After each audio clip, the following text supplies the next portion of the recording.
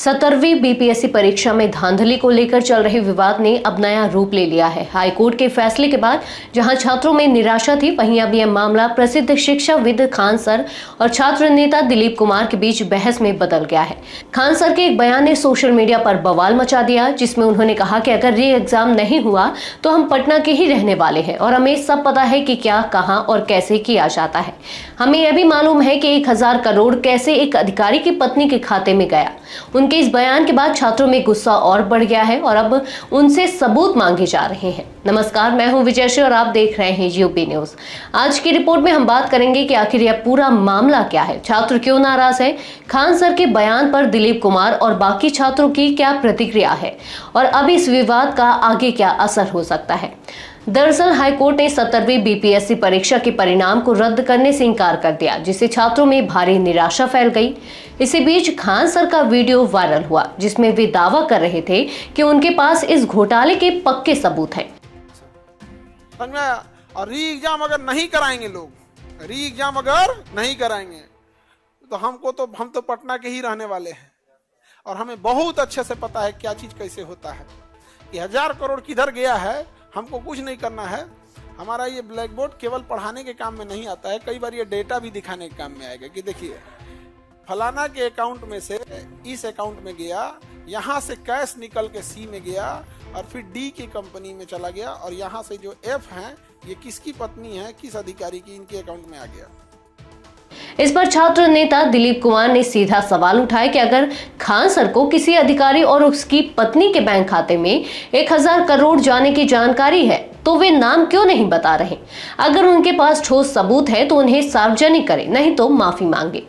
छात्रों के बीच भी इस मुद्दे पर काफी बहस छिड़ गई है। कुछ का मानना है कि खान सर के पास सबूत है तो उन्हें सामने लाना चाहिए, नहीं तो यह सिर्फ अफवाह फैलाने जैसा होगा। एक छात्र ने कहा अगर सच में उनके पास सबूत है तो उसे सरकार और कोर्ट को देना चाहिए, वरना ऐसा लगेगा कि वे खुद भी इस सिस्टम का हिस्सा बन चुके हैं।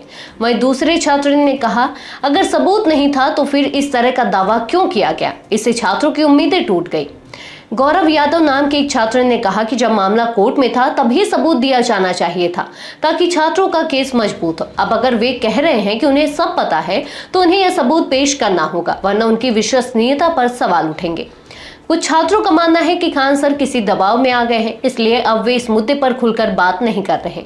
राम कुमार मेहता नाम के एक छात्र ने कहा शायद उन्हें धमकी दी गई होगी कि अगर वे सबूत देंगे तो उनके लिए मुश्किल खड़ी हो सकती है, लेकिन अगर वे सही में छात्रों के हित में काम कर रहे हैं तो उन्हें डरना नहीं चाहिए और सच को सामने लाना चाहिए। खान सर के खिलाफ अब जांच की भी मांग उठ रही है। कुछ छात्रों का कहना है कि अगर उनके पास पक्के सबूत थे और उन्होंने कोर्ट में नहीं दिया तो कहीं ना कहीं यह मामला संदिग्ध हो जाता है। सरकार को इस पूरे मामले की जांच करानी चाहिए कि आखिर वे किस आधार पर इतने बड़े दावे कर रहे थे। 13 फरवरी को खान सर ने दावा किया था कि उन्हें बीपीएससी परीक्षा में धांधली के पुख्ता सबूत मिले हैं। उन्होंने कहा था कि नवादा और गया की ट्रेजरी से परीक्षा के पेपर गायब हो गए थे, लेकिन बाद में बापू परीक्षा केंद्र में उन्हें भेजा गया। इतना ही नहीं, ये पेपर कबाड़ में बिकने वाले थे, लेकिन 4 जनवरी को इन्हीं पेपरों का परीक्षा में इस्तेमाल किया गया, जिससे रिजल्ट में गड़बड़ी हुई।